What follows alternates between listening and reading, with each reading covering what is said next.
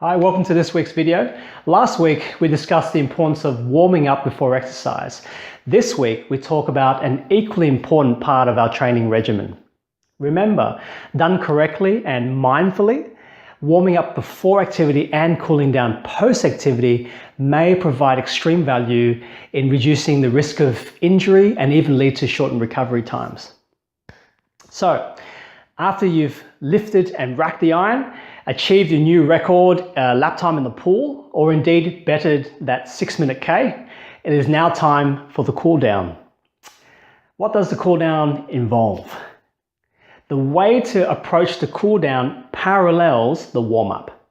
It is best to continue your exercise session for another 5 to 10 minutes, but certainly at a pace that is slow and at a reduced intensity. So if you have just completed your weight session, pick up some light weights or cables and go through the same motions slowly and mindfully for about another 5 to 10 minutes, being aware of the blood flow, muscles being cooled down, and your breathing pattern. Just completed your swimming session?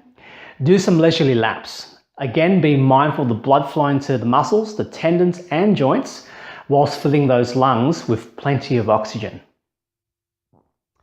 It is still debated when the best time to stretch is. Stretches are often performed before and or after exercise by a majority of people, sometimes only exclusively before exercise or exclusively after. But which is best? What is necessary to help minimize the risk of injury and improve recovery? I'll put the debate to bed here and now. It is recommended to stretch post-workout, after the cool down stage, when muscles are warm and there is adequate blood flowing through them. Stretching helps us maintain or improve our range of movement at and around the joint, therefore preserving flexibility and function depending on your chosen activity. Stretching before, after an adequate warm-up, of course, may help improve your performance in allowing joints and soft tissues such as tendons and ligaments go through their entire range. But it should be noted, however, there has been limited evidence in the literature that suggests stretching can help prevent muscle soreness or injury.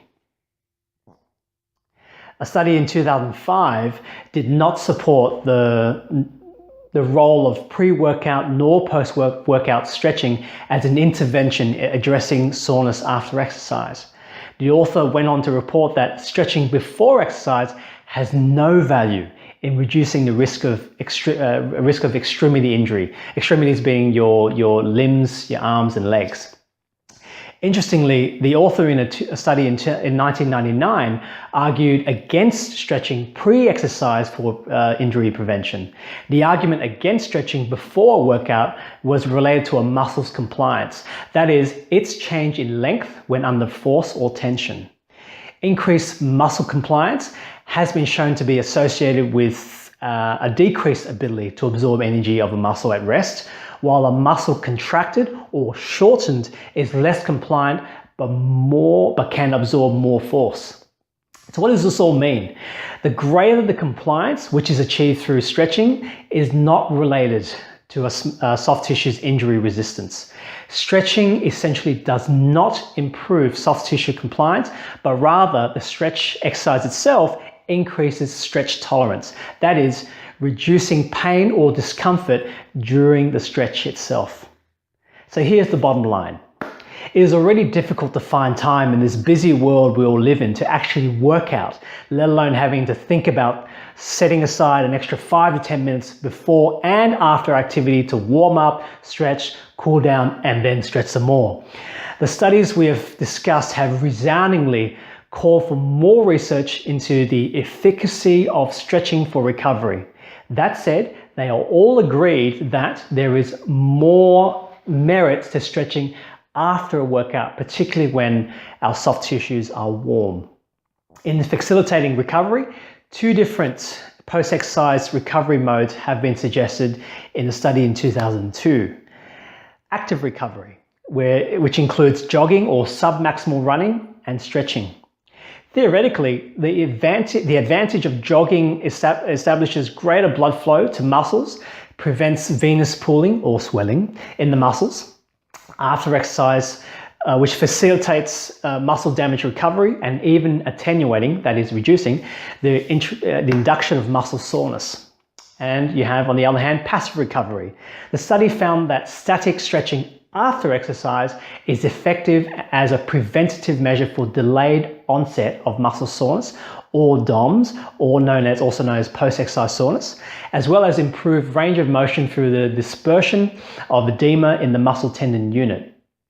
Being diligent in your warm-up and cool-down routines will go a long way in assisting you to minimize your risk of injury, may even enhance your athletic performance and decrease your recovery time. Which of course paves the way for continuous progression, that is without disruption, in your chosen activity. The more you get to do it, the better you get at it. And because you see and feel the improvements, the more you enjoy it. And naturally, the more you enjoy it, the greater likelihood you will do more of it. And the positive loop goes on. So thank you for your company and for tuning into this week's video. I trust what I've been covering is of value to you in helping you understand the biomechanics of your body. And in doing so, doing my bit to keeping up your enjoyment, enthusiasm, and energy levels nice and high. See you at the next video. Thank you once more for tuning in. We'll do on Chiropractor Triumph Institute, saying bye for now.